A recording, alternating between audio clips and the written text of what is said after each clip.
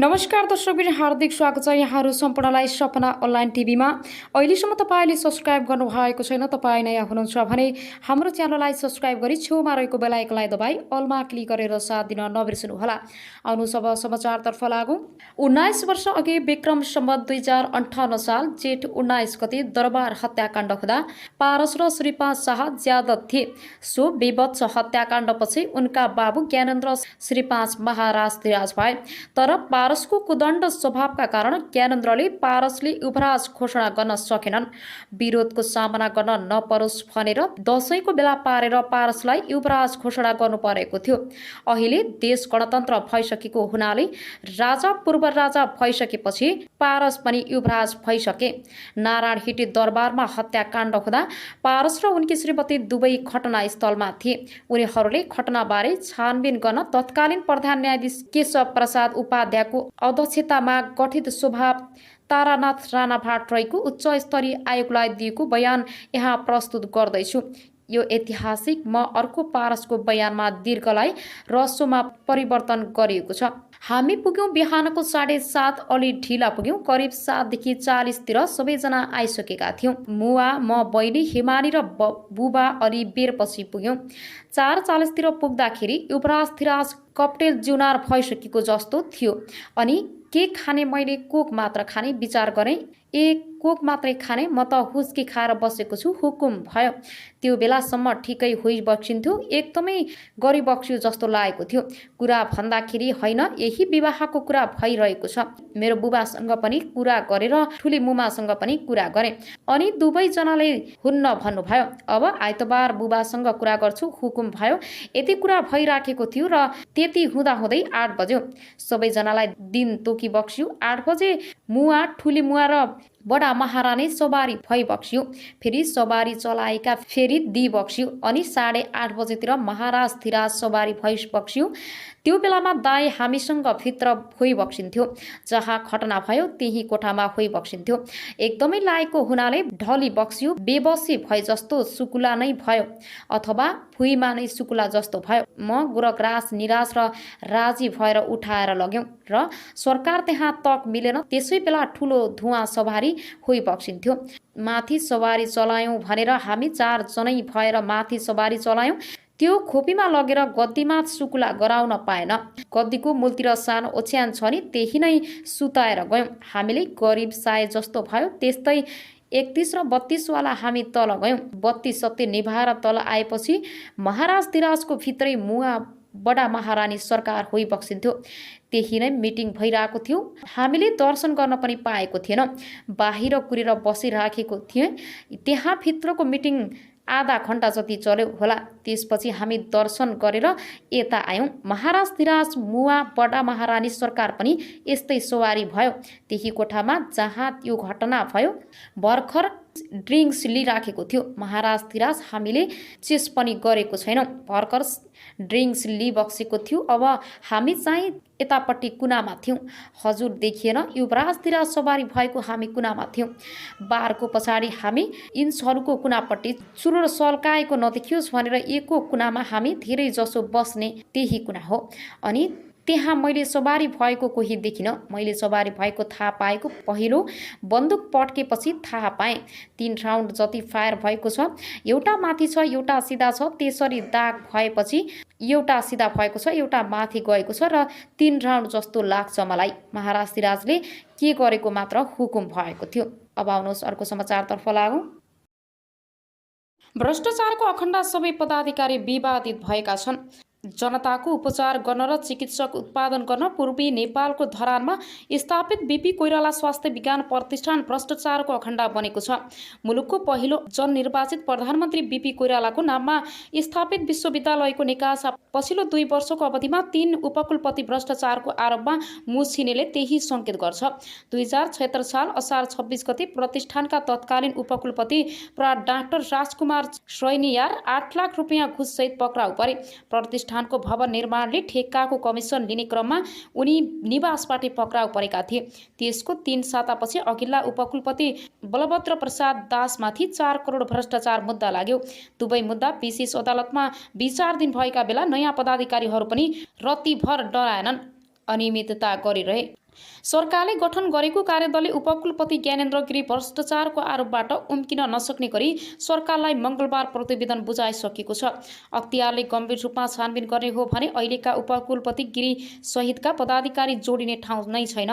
कार्यदलका एक सदस्यले अनलाइन खबरसँग भने राजनीतिको आडमा नियुक्ति भएपछि मलाई जे गर्न पछि छुट हुन्छ भन्ने सोचले यस्तो अवस्थामा पुर्याएको हो। उनी आफू त बदनाम भए संस्था समेत खराएसी बनाए।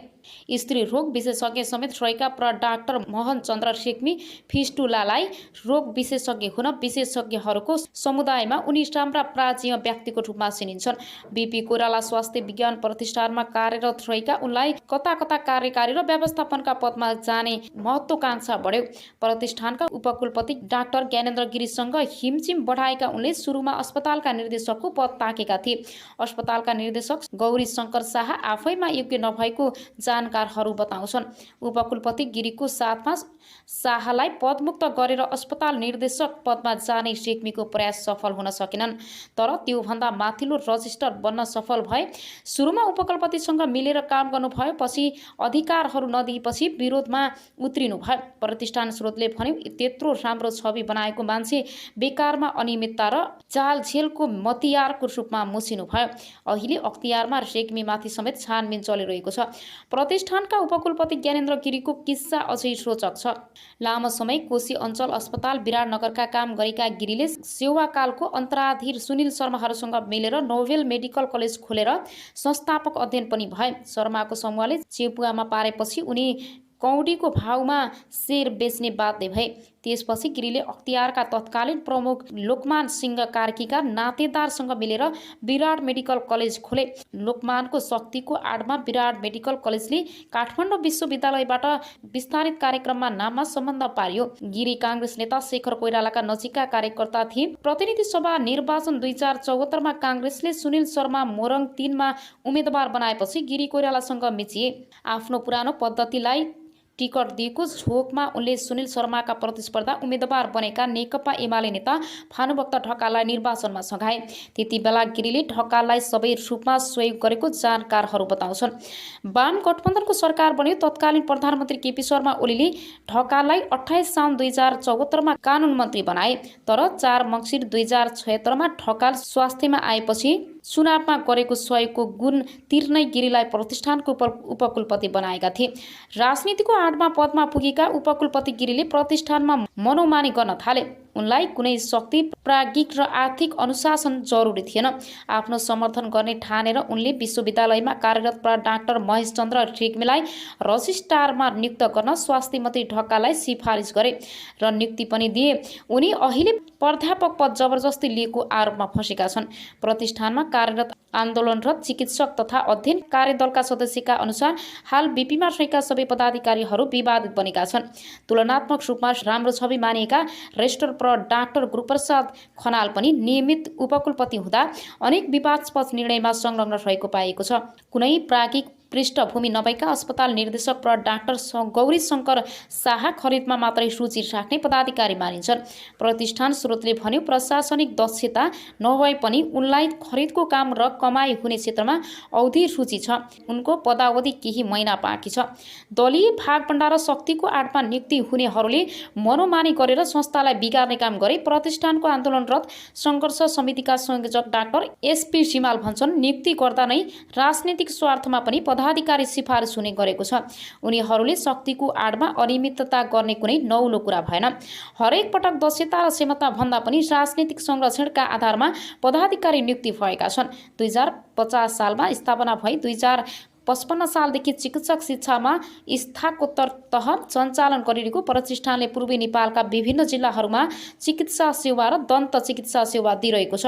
आफ्नो क्षमताको 3 गुणासम्म बिरामी जाँच्ने अस्पताल भएको प्रतिष्ठानको पछिल्लो समय आम्दानी घट्दो क्रममा छ।